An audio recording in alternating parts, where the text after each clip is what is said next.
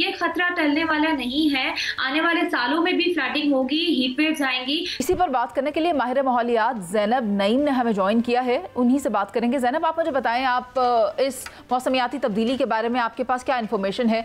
ये जो सूरत हाल इस वक्त पैदा हो गई है, मौसम बिगड़ता जा रहा है, फ्लैश फ्लडिंग हो रही है, क्लाउड ब्रस्ट हो रहे हैं, अमवात में इजाफा होता चला जा रहा है, ये चीज़ प्रिडिक्ट नहीं हुई थी, ये रातों रात अचानक हुआ है। मुझे ये बताएं कि अब क्या कहा जा सकता है, आने वाले वक्तों में ये सूरत हाल मजीद कितनी बिगड़ सकती है? जी, क्लाइमेट चेंज जो है वो काफी अरसे से, काफी डेकेड से एक प्रोसेस है जो हो रहा है। ये 18वीं सदी से पहले नेचुरल प्रोसेस था।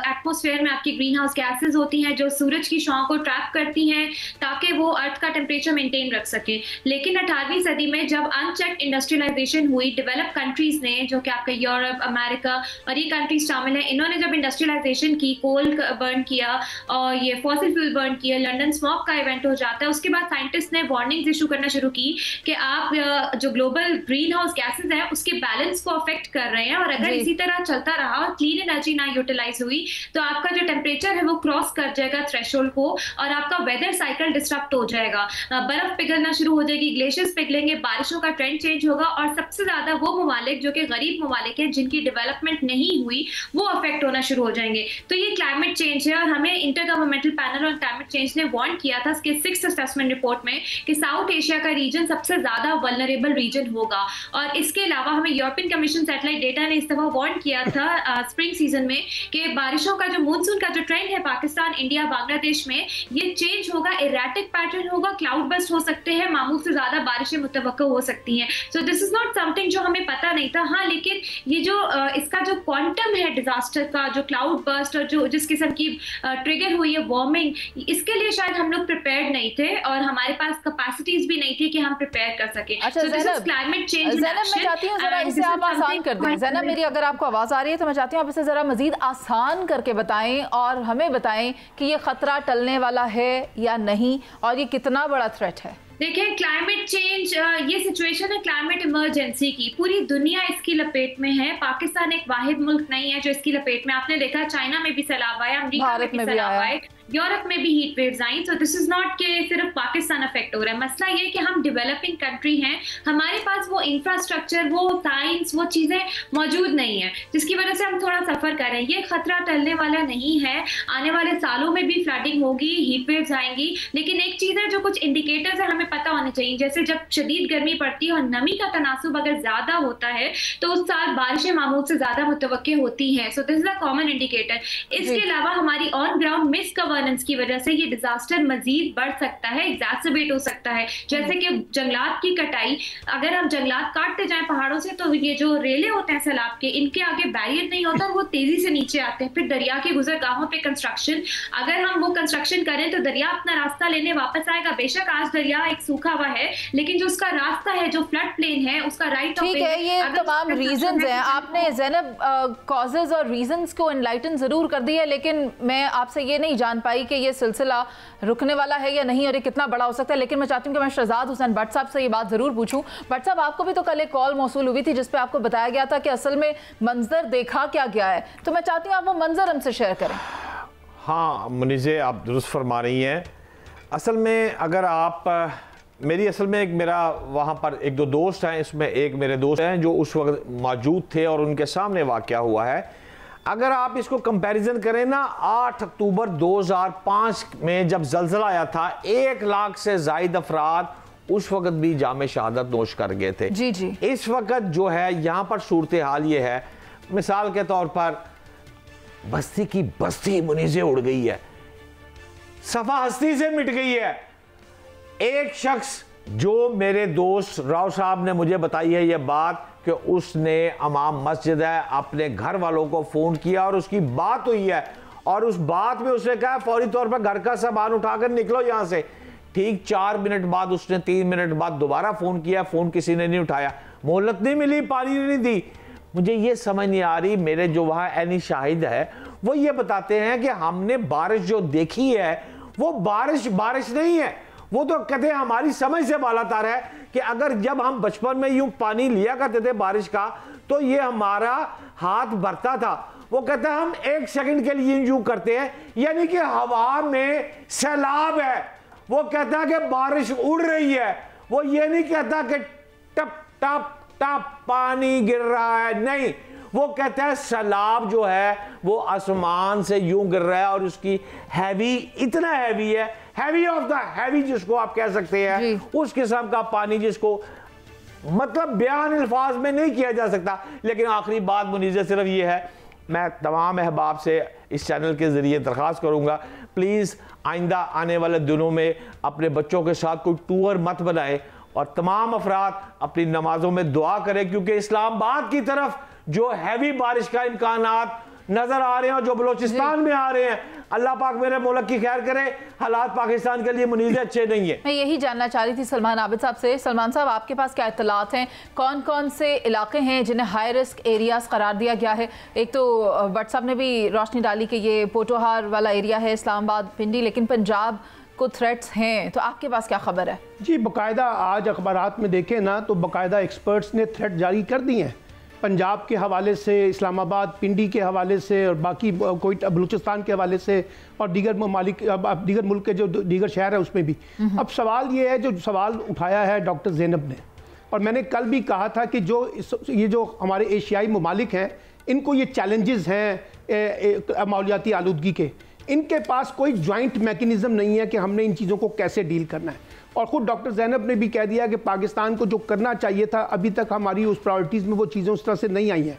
देखिए, एक है इमीडिएट जो हमें करना चाहिए और एक है जो आपको ज़रा शॉर्ट टर्म और मिड टर्म और लॉन्ग टर्म की तरफ जाना पड़ेगा।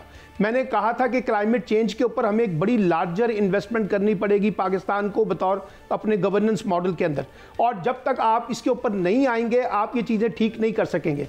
यानी ये एक सूबाई मसला नहीं है, ये एक नेशनल इशू है क्लाइमेट चेंज का, और साथ साथ ये रीजनल और ग्लोबल इशू है। तो इसके ऊपर जी मुझे ये बताएं, बोनेर में जो सूरत हाल हमने देखी, या वो जो गांव जो मुकम्मल तौर पर बह गए, मलिया मेट हो गए, ख़त्म हो गए, सफा हस्ती से मिट गए, क्या उसी किस्म का थ्रेट इस्लामाबाद या पंजाब के एरियाज को लाहक होगा? देखिए, जिस वक्त ये आफत आती है ना, आफत नहीं बताती आपको कि ये कितना बड़ा थ्रेट होगा। अभी किसी को पता था कि बुनीर में इतना बड़ा थ्रेट है? किसी को अंदाजा था कि वहाँ जो है 150-200 से ज़्यादा जो है इंसान जो है वो ज़ाया हो जाएंगे और मर जाएंगे, जहाँ बक हो जाएंगे, शहीद हो जाएंगे? किसी को नहीं अंदाजा था। इसलिए जिस वक्त ये चीज़ें आती हैं, क्लाउड ब्रस्ट होता है, तो उसकी तबाही का मंजरनामा बदल जाता है। वो फिर तबाही किसी के कंट्रोल में नहीं रहती। वहाँ आपकी डिस्ट्रिक्ट मैनेजमेंट, आपकी फेडरल गवर्नमेंट, आपकी प्रोविंशियल गवर्नमेंट, आपकी एनडीए में बेबस नजर आती है। तो इसलिए इससे बचने की कोशिश करें। अब तो इमदाद मिल गई ना इनको। ये इमदाद तो देखें, ये इमदाद तो ऐसी है जिसमें आप रेवड़ियां बांटेंगे, जो घर टूट गए उनके घर जो मुस्मार हो गए उनको जोड़ देंगे। आपके पास जो लॉन्ग टर्म पॉलिसी के तौर पर जो इन्वेस्टमेंट करनी है, ये जो हम एक शाहाना अखराजात की बुनियाद के ऊपर अपना हुकूमती निज़ाम चला रहे हैं गवर्नेंस का, उसको ब्रेक करें और जो नेशनल प्रायोरिटीज के क्वेश्चन है उनके ऊपर ज्यादा से ज्यादा इन्वेस्टमेंट करेंगे, अपने गवर्नेंस के मॉडल को इम्प्रूव करेंगे, तो बात आगे चलेगी। कि आप जो अरबा रुपए दे रहे हैं कि आप रिकंस्ट्रक्ट कर लें, अगर ये पेशगी दिए जाते तो फिर ज्यादा बेहतर होता। सायरा जी, आपने हमें बताया था कल कि आपके भी कुछ रिलेटिव्स उन एरियाज में मौजूद थे, क्या आपका उनसे आज राब्ता हुआ या कल उनसे मजीद कोई बात हुई, कुछ पता चल सका वहाँ की सूरत हाल के बारे में? बस मुझे यही पता चला कि जो अभी सब ने बात की है कि वो ऐसे खानदान अभी सिर्फ एक खानदान में से कमसिन बच्ची बची है, बाकी वो कह रहे हैं कि कोई उन लाशों का पता भी नहीं चल रहा।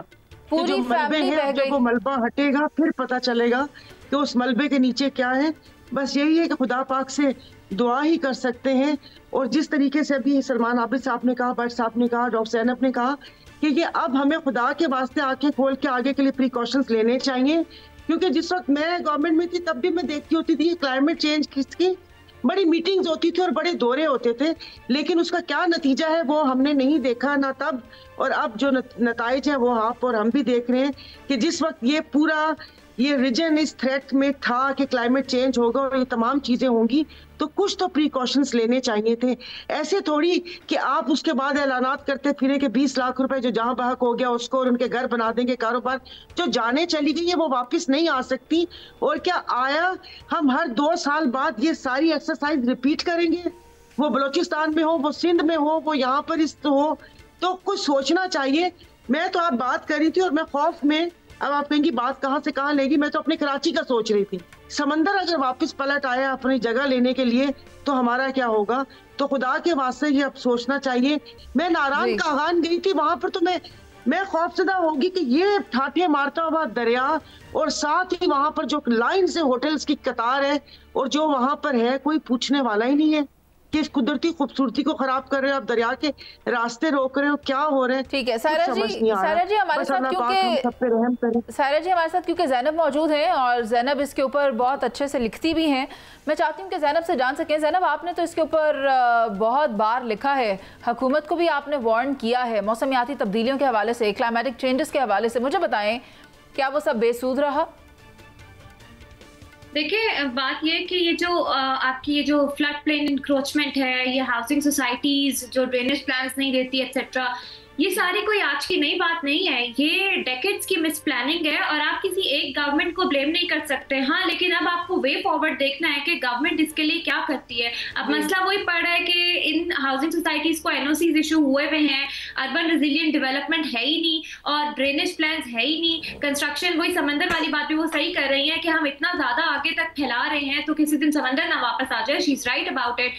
So the issue at hand is कि हम लोग आगे इंक्रोचमेंट्स होने से रोकें, आगे प्लानिंग करें, EIA इम्पैक्ट असेसमेंट करें, पाकिस्तान एनवायरमेंट प्रोटेक्शन एक्ट का निफाज करें, इन्फोर्समेंट करें। हाँ, आपको बर्दाश्त करना पड़ेगा, प्रोटेस्ट हो सकते हैं क्योंकि लोगों को अवेयरनेस नहीं है, उसके लिए सेंसिटाइज करें कि जहां घर बने हुए हैं या कंस्ट्रक्शन है, खुदा न खास्ता एक सैलाब आया तो आपका घर ही बह जाएगा, फिर आप क्या करेंगे? सो रिस्क प्लानिंग होनी चाहिए, रिस्क इंश्योरेंस प्लानिंग होनी चाहिए, रिस्क डेवलपमेंट होनी चाहिए और आपको इन्वेस्टर्स को बताना चाहिए कि यहाँ इन्वेस्टमेंट करें, यहाँ नहीं करें। उसके लिए डेटा इंटीग्रेशन बहुत जरूरी है कि आपके पास डेटा है कि कहां पे आपका लैंड यूज मैनेजमेंट अच्छी हो रही है या आप एग्रीकल्चर लैंड को कन्वर्ट कर रहे हैं दूसरे लैंड में। सो ये सारा डेटा, ये सूबों की प्लानिंग, ये अडेप्टेशन प्लानिंग होती है जो डिस्ट्रिक्ट लेवल से स्टार्ट होती है, जो इस वक्त मिसिंग है। अभी भी टाइम है, हम अगर ये एक्शन प्लान कर लें सो हमें आगे इतने बड़े नुकसान से बचने के लिए कुछ ना कुछ वे फॉरवर्ड, कुछ ना कुछ रास्ता हमारे पास शायद मौजूद। बहुत शुक्रिया आपका ज़ैनब, आपने हमें ज्वाइन कर इस पर हम ब्रीफ किया।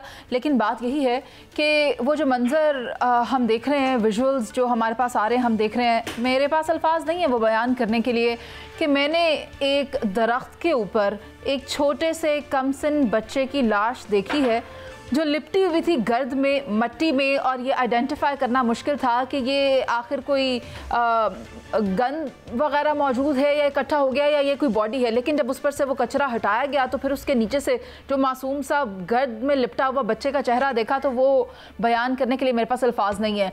वो बच्चे भी आपने देखे होंगे जिन्होंने स्कूल बैग्स पहने हुए हैं और वो उस फ्लडेड एरिया में से गुजरने की कोशिश कर रहे हैं, या वो बुजुर्ग भी आपने देखे होंगे जो दरख्त की टहनियों के साथ लटक कर अपनी जान बचा रहे हैं।